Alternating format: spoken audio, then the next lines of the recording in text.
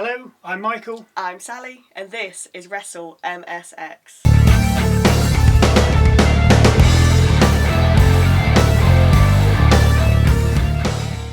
Rhea Ripley opened the show and warned Liv Morgan she's not done with her until she's won her Women's World Championship back, and then tells her to come out to the ring. Of course she doesn't show. Tiffany Stratton does instead. Stratton tells Ripley she has a message from Nia Jax. Stay out of her business or you're going to have a problem. A big problem, and nobody wants that. Ripley tells Stratton to leave before the two start finger pointing. But while they're at it, Liv Morgan and Raquel Rodriguez attack the two women from behind. Raquel does most of the heavy lifting, taking out Stratton and Rhea. Of course this is going to be a tag match later, because as we come back from the break, Rhea Ripley is backstage bending Adam Pearce's ear about wanting to fight Morgan and Rodriguez.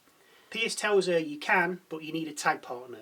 Enter Tiffany Stratton complaining about what just happened. So the match is made. Liv Raquel versus Rhea Tiffany. Ring action now as Bianca Belair and Jade Cargill defend their WWE Women's Tag Team Championships against Damage Control. Lash Legend and Jakara Jackson are at ringside watching on. Of course. The match is relatively even, with both teams getting in pins and tagging when they can. Cargill then gets dumped over the top rope as Sky and Sane go to work on Belair. We then end up outside the ring, and after taking out Damage Control, Cargill and Belair start arguing with Legend and Jackson. This comes to nothing as Sky takes out both tag team champs with a springboard moonsault. Sky throws Belair back into the ring and then has a few choice words for Lash and Jakara. Jakara grabs Sky by the hair, with Legend then hitting her. Sky ends up back in the ring with Belair, who then proceeds to KOD Sky and cover her for the win. Belair and Cargill retain their tag titles. Backstage we see JD McDonough and Finn Balor talking with Adam Pearce. Balor asking when his rematch with Damian Priest is. Pearce responds by telling the tag champs he's going to sort a match out for them, as in a tag match. As Pearce walks off, Liv Morgan appears introducing Raquel Rodriguez to the rest of Judgment Day. So it's safe to say she's the newest member. I mean, she's in black, yeah. So that's it. She's part of the team. Well, I tell you what I am missing, just interrupting myself and yourself and you. Where's the Judgment Day den? Yeah. I am missing that. Do miss Bring it back. Mind you, we ain't got time these days, have we? True. We then get 3 back-to-back promos / backstage segments. One from American Made, just saying who they are. Another from Bron Breakker, telling Jey Uso he's coming back for his Intercontinental Championship. And the third is Bronson Reed having a sit-down conversation with Adam Pearce, apparently from Saturday, asking him for a match against Seth Rollins. Pearce tells Reed he'll have a word with Seth and see what he can do. Next we have a World Tag Team Championship #1 Contenders Tournament first round match between Alpha Academy and the War Raiders.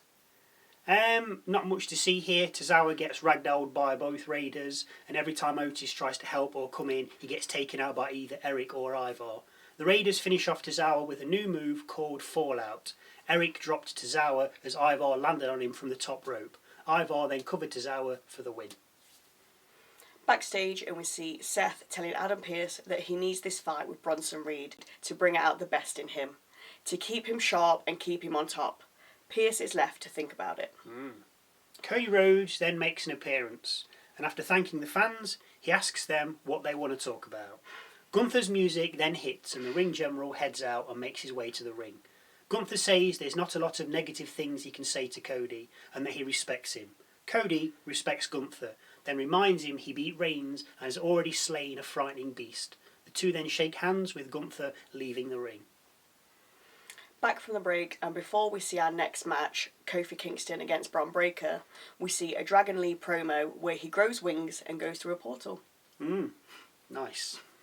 Kofi's aggressive from the get-go, but Bron soon levels him and then Irish whips him into the ring posts.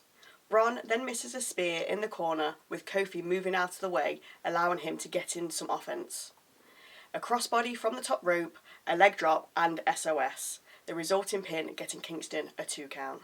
Kofi then goes up top, but Bron catches the double axe handle attempt by Kofi and belly-to-belly suplexes him. A super spear then cuts Kofi in half, and Bron covers him for the 1, 2, 3.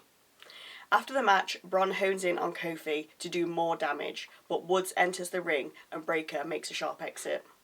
As Woods tends to Kingston, Bron gets back in the ring, attacks Woods, and then lines him up for a spear. Jey Uso's music then hits. He runs down to the ring, super kicks Bron, and then spears him, Bron rolling out the ring. Jey checks on Kofi and Woods, but Breakker gets back up on the apron. Jey soon deals with this by super kicking Bron back down to the floor. Backstage, we see Rhea Priest asking Rhea Ripley if she wants him at ringside later on for a tag match. Rhea says she's fine, and now that he's run through the Judgment Day, he should think about becoming champion again. Priest agrees, and so do I. He's just like, I'm just going to have milling feud. around. Yeah, just let's go back in there. Yeah. Back from the break, and we see Jey Uso go into his locker room.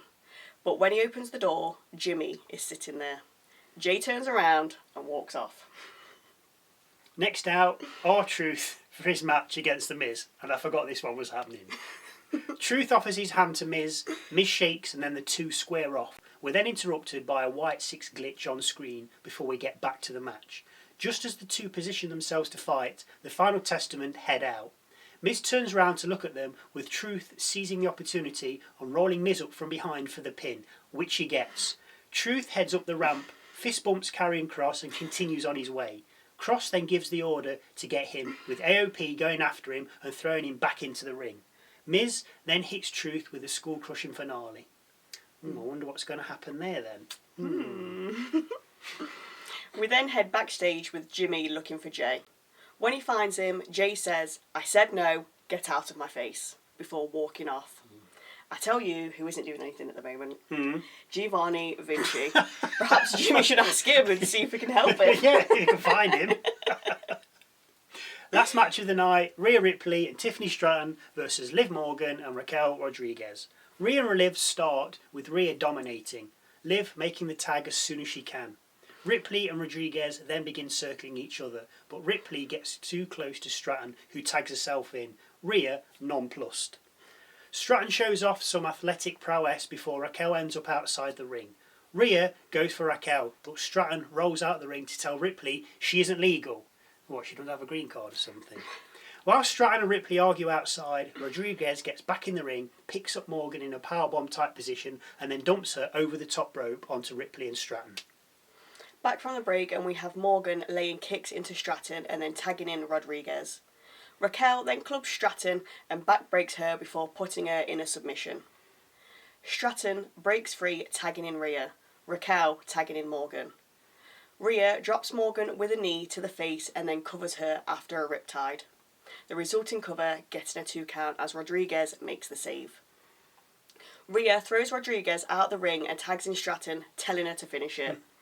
Rhea goes after Rodriguez as Stratton goes for the prettiest moonsault ever on a still down Liv Morgan. Stratton misses as Morgan rolls out the way.